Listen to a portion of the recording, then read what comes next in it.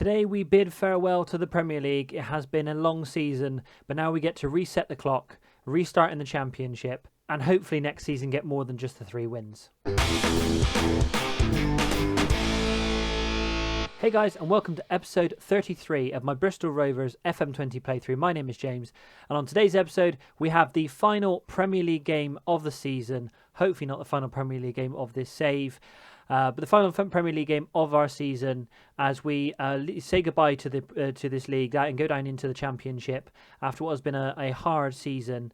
We also have the season review, with Monday's episode being either a transfer special or it will be a review of the transfer window and the first game of the season, depending on how the transfer window goes. So since you were last with me, it didn't really make a massive amount of difference, but we did unfortunately follow up the West Ham game with a loss 4-2 against Chelsea.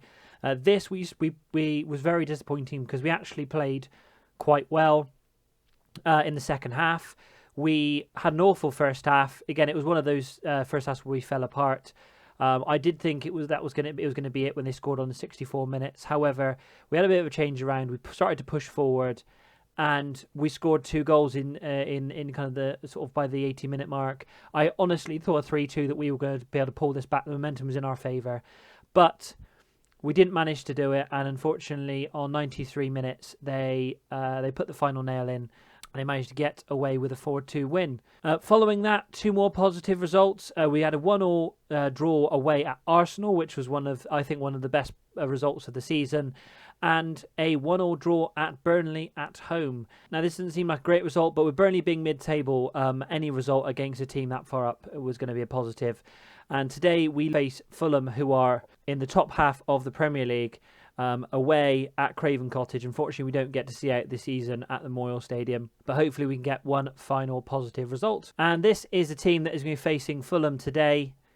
We have Trafford in goal, a back four of Connolly, Long, Kilgore and Correa, Bayliss and Rolls in central midfield. Giannelli, Bailey and Arzani are the attacking 3, with Clark Harris up front. Now, it is definitely going to be quite a off-season transfer window. I'm definitely going to have a little bit of a clear out. We definitely have a slightly cluttered reserve squad. So I think going through those players, working out who's going to be useful next season. Obviously, the big focus for me is going to be keeping as many of the higher quality players as possible, because if we want any chance next season of being competitive in the Championship, we need to kind of keep the higher quality of player.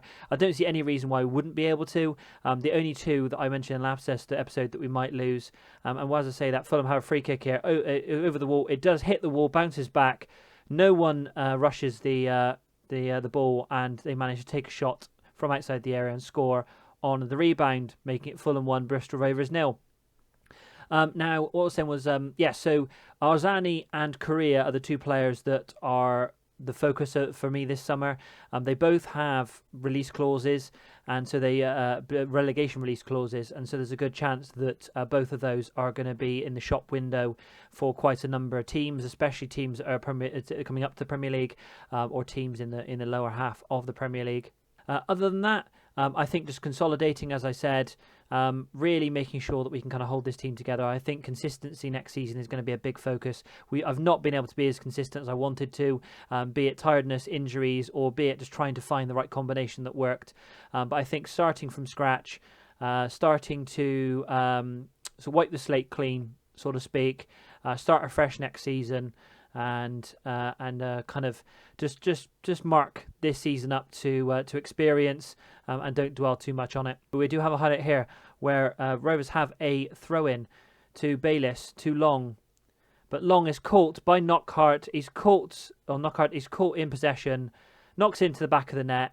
Long has been one of the biggest disappointments this season. He is meant to be one of the best central defenders. He's meant to be the best central defender we've got at the club, and he has been so poor. I know we've not defended well, full stop, but this is not the first or last time I've seen.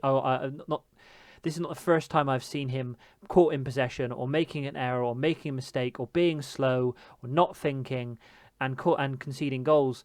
And do you know what? If somebody comes in and offers me money for him, I'd be tempted to take it. I am going to have some passion early on, because the stats say that that with theory it's fairly balanced, but Fulham have so far taken their opportunities and have put themselves in a strong position.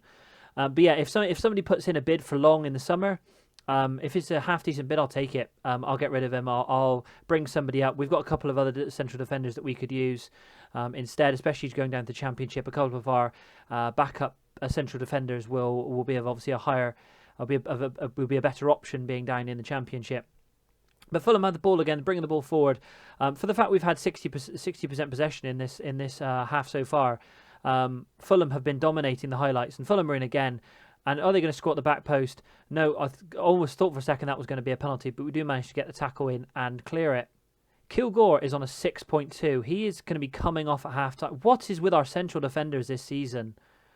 We're being absolutely torn apart. And the shot there from Knockaert, but Trafford manages to save it. I think I might switch around formation at half-time because this is obviously not working, and we need to be more defensively stable, I think, in that second half. We want any chance of doing anything. So I think, before I give a team talk, I'm going to switch things around a little bit. Let's switch to a 4-3-3. I'm going to take Bailey off. He's not had a great first half either. Let's bring on Sammy.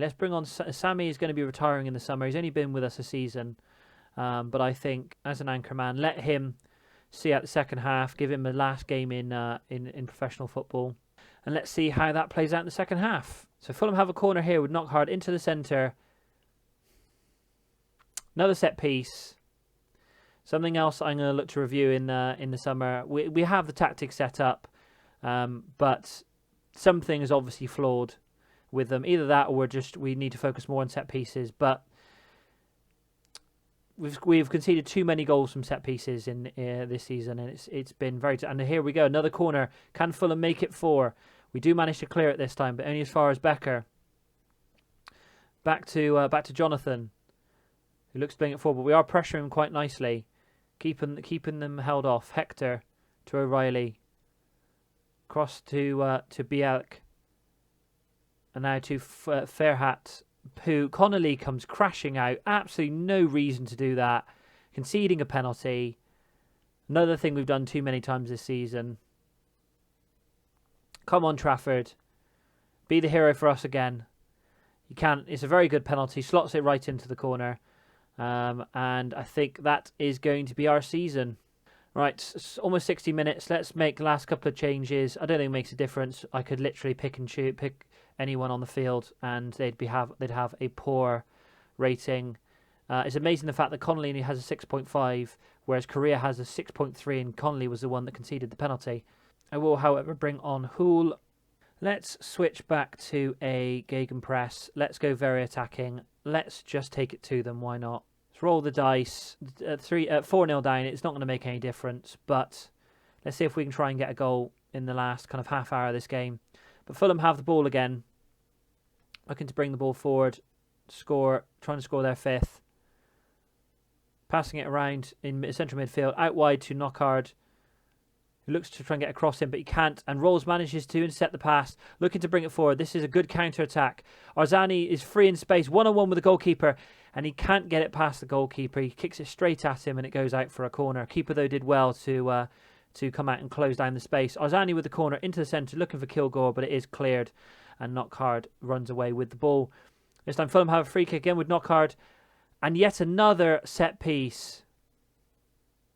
I mean, I'm not going to repeat myself because we've already spoken about this. We have been so poor, and it makes these results look even worse because not only are we conceding from open play, but we're conceding from. I thought that was in again there.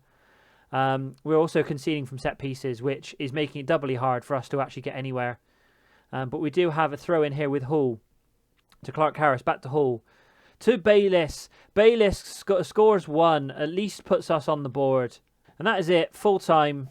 Even for playing a team who are 10th in the Premier League, that was a disgraceful performance yet again. And we've had far, far too many of those this season. I'm not going to dwell on it too much because we obviously don't want to revisit too much of this season. But what I'm going to do is I'm going to jump forward until we get our season review details, and then we'll go through that, and we'll call that for the episode today. Here we are with the season review for the 21-22 season.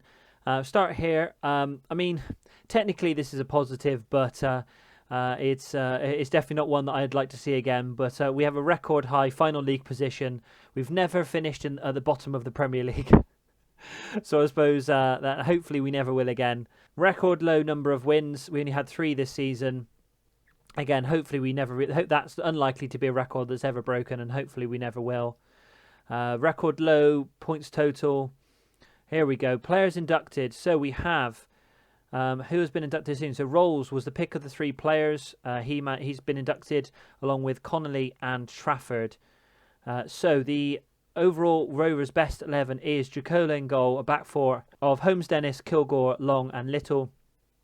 Ollie Clark, Rolls and Upson in central midfield. Barrett, Ginelli and Clark Harris up front. That is pretty much the team that came up with us in the Championship.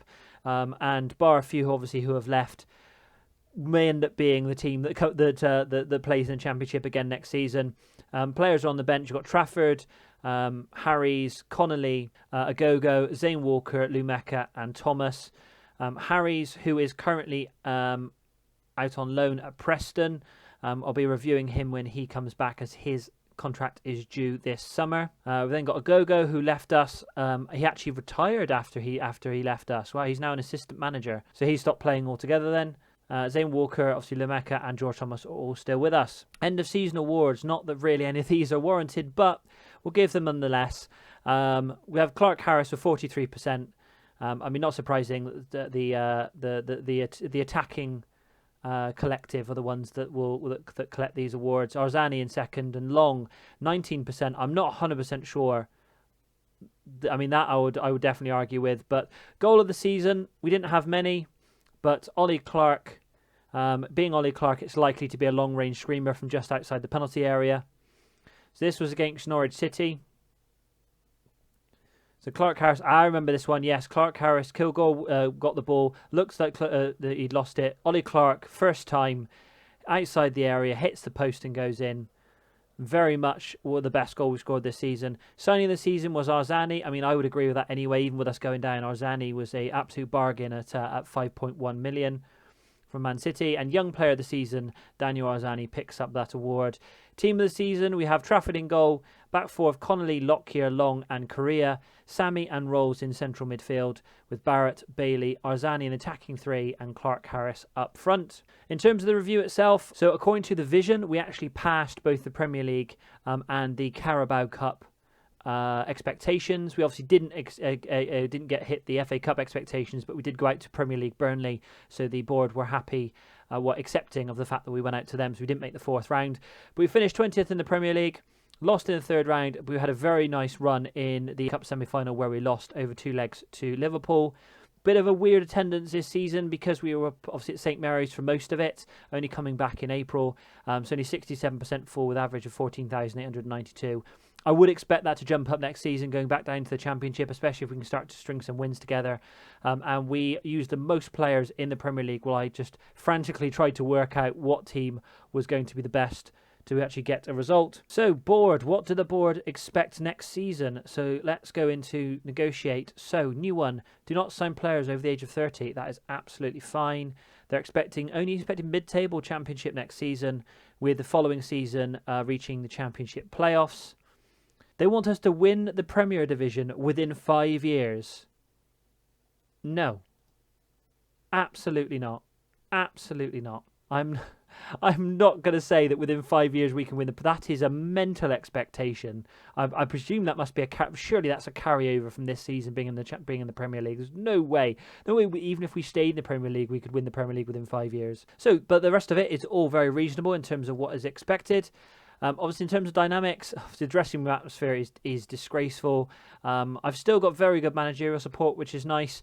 In terms of team leaders, we've got Jacola, Clark Harris and Ollie Clark, all really who I expect to stay into next season. Kilgore, Holmes, Barrett, Long, Lockyer, Sammy is retiring, Arzani and Ginelli. Really, Long is the only one, as I mentioned in the Fulham game, that I would maybe look to move on if I got a good offer for him, but I'm not necessarily going to push him. Otherwise, end of team meeting. I think we've had a bad season. I think we can reach top half. Everyone but Matt Ritchie agrees with that. Excellent stuff. I mean, it's not really doing much to their morale, but at least we've managed to, at least we agree on something. So they've all now gone on season break. Where should we go for destinations? I've just realised you guys can't see that actually. Let's disappear. So for destinations, we've got USA, Germany, Austria, South Africa, Scotland, Holland, China, Singapore. Ooh, let's go to the States. Why not? That sounds like a good option. One thing I did realise during the match, after I've been talking about the budgets, we've actually already received the budgets once we were relegated. So if I go into the finances, so we've got £10.3 million transfer budget, which is far more than I was expecting. But with £32 million, we've got a really healthy balance. I don't know what the projection is. I mean, that's going to obviously change once we drop down into the Championship. But almost £32.5 million in our balance. I presume we'll also get parachute payments as we drop down as well. And then we've got £445,000 a week. This is the reason why I was saying that we don't necessarily have to move these players on, because our current committed spending for next season is £407,000, and we're keeping the wage budget from this season. So the board really want us to try and push for promotion, obviously within the next couple of seasons. So the board also looking to increase youth facilities, which is fantastic because they are very poor. Is there actually anything else I can push while we've got the budget? I think increased junior coaching.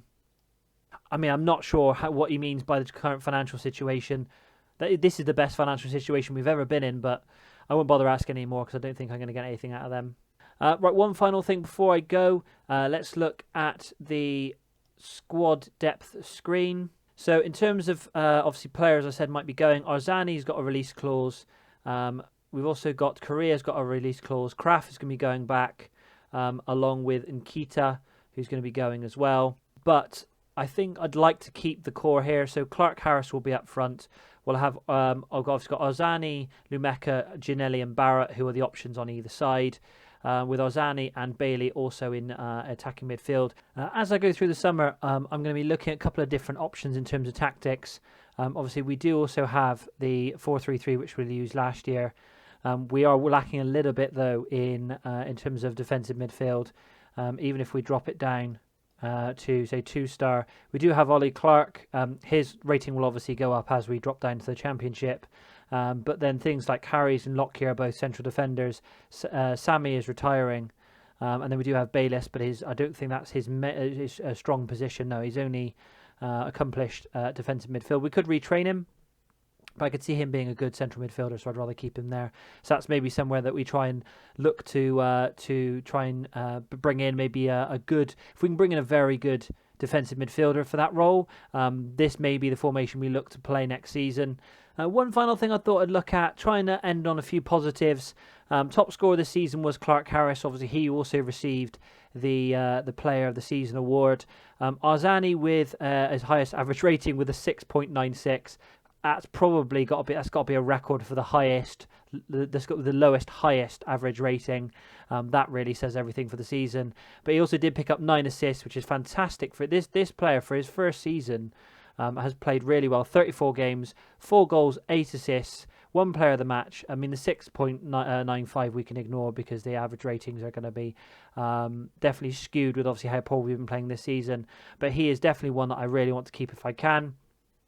Jacola with a best pass completion. Excuse me. That is another option that I maybe have to look at, is whether I keep him as a backup, whether he's happy being a backup, whether I switch him back to being the main goalkeeper again as we've dropped down, and maybe just train Trafford as his kind of almost like his apprentice and kind of bring Trafford through as and when Jacola leaves, or maybe look to move Jacola on if he's not happy being a backup, or if I want to really push Trafford, then maybe move Jacola on. We've got a couple of other options for backup goalkeeper. So the sun sets on our Premier League dream, but we do start again afresh in the Championship. As I said on Monday, it was either going to be a transfer special or it will be the first game of the season along with a review of the transfer window. It's been a tough season, and so I think I need a little bit of cheering up. So please give the video a like, subscribe to the channel, and don't forget to hit the bell icon to be notified of brand new FM20 videos coming out every Monday, Wednesday and Friday at 5 PM. And thank you very much for watching.